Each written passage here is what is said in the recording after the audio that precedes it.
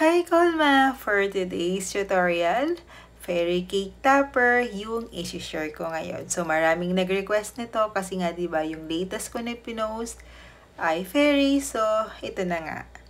Para sa ating armature, kailangan natin ng floral wire gauge 16 and then 20. So para sa ating head hanggang doon sa ating pinaka legs, so kailangan natin ng gauge 16. And finix ko lang siya gamit yung ating floral tape. Bed natin yung para sa ating legs. Ayan.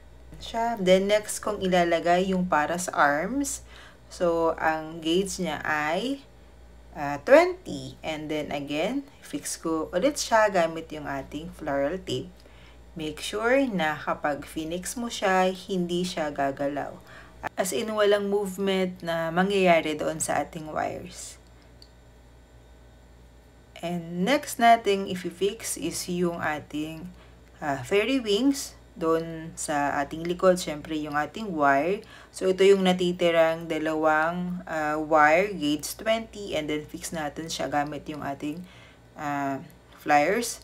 So make sure lang, again, na kailangan ma-position mo siya ng maayos. And then, ayan, talagang finifix ko siya nang hindi siya gagalaw. Ayan. And then next, gamit tayo ng ating floral tape para lang makover natin at mas masecure natin yung ating armature talaga na mas matibay at hindi siya gagalaw. Pero okay lang nang walang wire. Depende kung gaano kalaki yung gagawin mo na fairy wings. Kapag yung wings mo ay medyo maliit lang, syempre, na alam mong hindi na kailangan ng wire kasi hindi naman siya malalaglag or hindi siya babagsak nang walang wire, okay lang nang walang wire. And so, igalaw lang natin yung ating wire doon sa ating wings, depende kung ano yung movement ng ating wings. And then next, ayan, i-bend natin yung ating armature, depende sa movement ng ating fairy. And then cut natin, ito yung sa isang legs. And then, cut natin yung doon sa head. After nating magawa yung ating armature, gagawin na natin yung ating body part. So, unahin natin yung ating legs. Kailangan natin ng 8 grams na fondant. Ang ginamit ko dito ay fondant. So, again, sa mga nagtatanong, pwede naman kayo gumamit ng gum paste, fondant, modeling paste, or modeling chocolate. Ano pa ba? May mga estudyante din ako na ginagamit nila to sa clay. And then, continue lang natin na i-shape yung ating legs gamit yung ating sugar shaper. And, ayun, so, syempre, yung ating legs, kailangan natin siyang may shape para mas sexy at mas maganda. Ayan siya. And, ayan, i-position natin yung ating legs para mas maganda habang nagdadry siya. And then, fix natin yung ating torso doon sa ating armature. So, syempre, dahil may movement ng konti, medyo mas mahirap ng konti yung paggawa ng ating body parts. Especially dito kung saan natin ilalagay yung ating torso kasi syempre meron siyang wire at meron siyang doon sa kanyang wings. And then ito na nga, kinat ko siya and then in-insert ko siya doon sa ating armature. So ang next na problema mo dito, kailangan ma-blend mo siya ng mas maayos. Lalo na kapag yung gagawin mo na fairy ay medyo kita talaga yung kanyang likod. So, kailangan maalis yung ating mga cut at mga marks. So, kagaya na ganito. So, kuha lang kayo ng water and yun yung gamitin mo para i-blend siya. Next, balik tayo doon sa legs at yun naman yung i-insert natin doon sa armature. Ito na nga, dahan-dahan natin siyang ilalagay or insert doon sa ating armature. Pero possible pa rin talaga siyang ma-deform. Kaya kapag nilagay mo siya, kailangan mo pa rin siyang i-massage para mabalik yung magandang shape ng legs. Okay, so, ayan, ikakat ko to kasi yung movement niya medyo naka-bend yung kanyang legs. So, dahil dyan, kailangan ko munang insert yung ating first part, yung isang part niya, which is the thigh. So, unahin ko muna siyang ilagay and then i-fix doon sa ating armature. And then, after nito, saka ko naman siya ilalagay yung isa pang part ng ating leg. So, after nyan, ayan, kita nyo, ibibend ko yung ating, yan, ito, dito. So, from tuhod, bend ko siya. At, insert ko yung isang part ng ating legs. So, ganyan yung kanyang movement. And, gamit yung ating dress din, i-blend natin siya with water. So, kailangan may water para mas ma-blend mo siya. Kagaya ng ganito. Siyempre, mas maganda na hindi kita yung dugtong. And fix ko din yung ating torso doon sa ating likod. Ayan. Pero hindi na rin siya makikita kasi siyempre lalagyan din naman siya ng skirt. So, okay lang na ganyan. So, that's it. Ayan. So, ito na. So, para sa ating skirt, syempre, depende naman kung ano yung gusto mong kulay at kung gaano kaiksi yung skirt na gusto mo. So, kung mas maiksi, bahala ka na dyan. So, and then, i-wrap natin yung ating ginawang skirt doon sa kanyang hips and then, i-fix natin siya. Yun. So, syempre, ito na naman yung aking favorite na tools, yung ating 304. Mas favorite ko siya, lalo na kapag sa mga hair at sa damit. So, mas favorite ko yung Dresden or 304 na Sirart. Ayan. So, then next, add tayo ng texture doon sa ating skirt para mas maganda. And, move natin to. Okay, so next, kumpletohin na natin yung ating damit. Maglagay tayo ng detail doon sa ating top. And then, i-wrap lang natin siya doon sa kanyang chest part hanggang likod. Ayan, yes. Siyempre, may mga nakaharang. So, adjust mo na lang yung kamay mo and yung ating fondant para magawa natin ng maayos yung ating damit. Ayan, cut lang natin yung sobra. Okay. Right, so gamit yung tools, add tayo ng ating textures doon sa ating damit. And, ayan, nag-lines lang ako hanggang likod yan. Alright, so next, head tayo. So, sa head, kailangan natin ng 25 grams. And, gamitin natin yung ating tool para ma-shape yung ating face. And then, gamit tayo ng hook para ma-shape natin at ma-create natin yung ating nose. So, again, sa nose, depende kung gaano kalaki yung features na gagawin mo sa nose. So, workout mo kung gusto mo ng mas maliit. So, syempre, define mo siya ng mas maliit. Ayan, so, nag-create na rin ako ng mouth line at gawin natin yung ating lips. So, yung lips natin, medyo simple lang ito. Mas maliit lang para mas cute.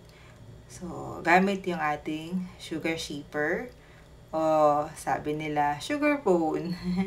Then, create natin yung ating chin.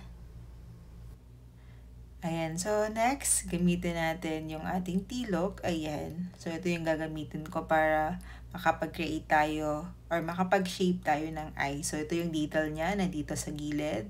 Available siya sa Big et al. Meron siyang dalawang size, small sa large. So, ito yung ginamit ko ay yung small.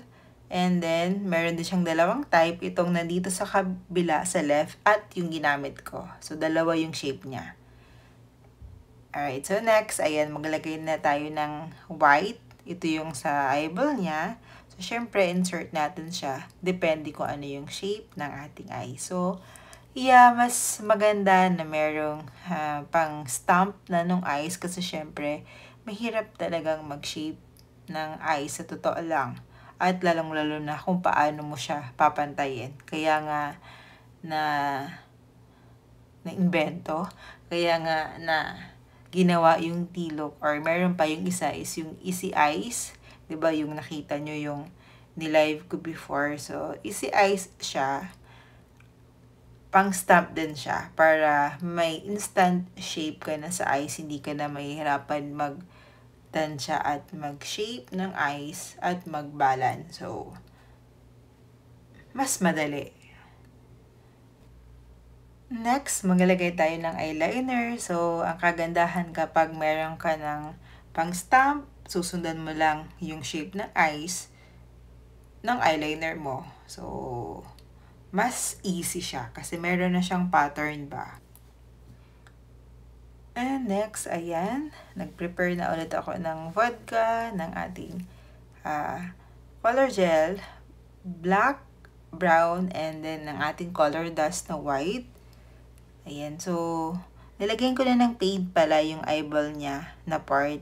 So, in-enhance ko na siya gamit yung ating super white na dust. And then, ayan, so, create na natin at i-shape na natin yung ating eyebrows. So, syempre, kapag mga sa details na ganito, mas maganda yung brush mo para nakukuha mo yung ganda ng strand ng hair. Next, maglagay tayo ng shade doon sa ating eyelids or yung parang eyeshadow ba. Ayan. So, pwede nyo naman siyang gamitin ng pink, or pwede rin naman gold or silver para medyo kumikinang yung kanyang eyeshadow. Ayan. So, next, maglagay tayo ng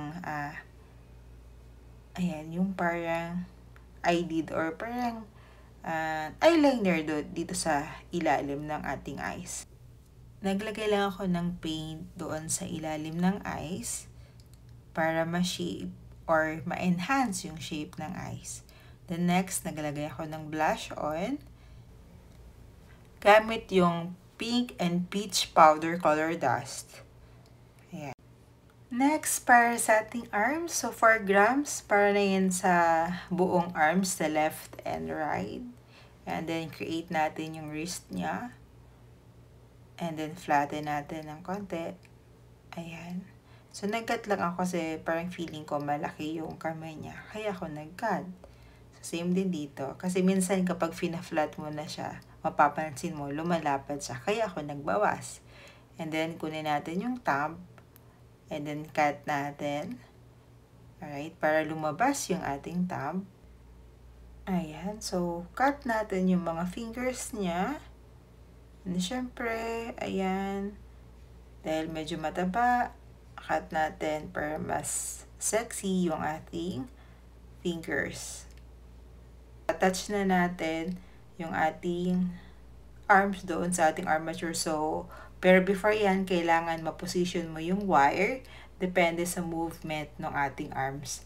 Then, kapag nagawa mo na, saka mo na i-insert or i-attach yung ating arms. Depende doon sa position ng ating fairy. So, ayan siya. Diba? And, syempre, kailangan natin i-blend yung dito sa may shoulder niya para mas maganda. Next, gawin natin yung ears. So, mas malaki to than usual kasi syempre, fairy siya. So, mas pahaba at medyo mas pointed yung end. Then, fix natin yung ating ears doon sa ating head. Syempre, sa side siya ng ating head, ka-level ng eyes. Alright. And then, fix lang natin gamit yung ating dress din. Ayan. Cut out tayo ng ating wings. So, yung shape niya, depende. May iba-iba naman na shape ng wings ng fairy. So, check nyo na lang sa internet kung ano yung gusto nyo na shape. Then, after nyan, insert natin siya doon sa wire. So, yung wire, depende doon sa laki ng ating wings para hindi siya mabigat or hindi siya bumagsak. And syempre, dapat hindi makikita yung wire. So, make sure na kapag pinasok mo yung ating wings doon sa ating wire, kailangan hindi makikita yung wire. Ayan. Okay. Ayan na siya. And then next, insert na natin or i-attach na natin yung head. Yes, nalagyan ko na siya ng butas para mas easy yung pagpasok or pag-attach ng ating head doon sa ating body. Then next, nag-prepare na ako ng maraming hair strand para sa ating fairy. So, yung hair strand, depende kung gaano kadami, kung gaano kahaba, or gaano kakapal, or yung volume ng hair ng gusto mo sa fairy. Next, attach natin yung ating hair doon sa ating head, isa-isa. Ayan, so kapag naglagay ka ng mga hair strand, make sure na maganda yung movement, yung wave, para maganda yung ating hair. Hindi siya boring. Add lang tayo ng add ng hair strand hanggang makuha mo yung gusto mo na hairstyle. So, kita nyo? Yes, kailangan mo talagang tiyagaan para makuha mo yung magandang hair. And then, next, ayan, nag-prepare na ako dito ng pang shade. So, ginamit ko dito sa hair niya ay brown. Pwede ko yung gumamit ng color dust na kahit anong kulay na gusto mo para mas ma-enhance at mas ma-define yung kanyang hair. Ayan, pati doon sa kanyang damit, add ka na lang din ng shade. At lalong-lalo na sa may part na kanyang wings. So, ang ginamit ko dyan na shade ay green. Para lang may effect lang siya. I think patapos na tayo. Kung sa tingin mo na maganda yung ating fairy, please don't forget na i-share yung video na to. So, I hope na may natutunan ulit kayo sa tutorial natin. Again, thank you for watching and I hope na na-enjoy niyo siya. Okay, so bye-bye, ingat and God bless!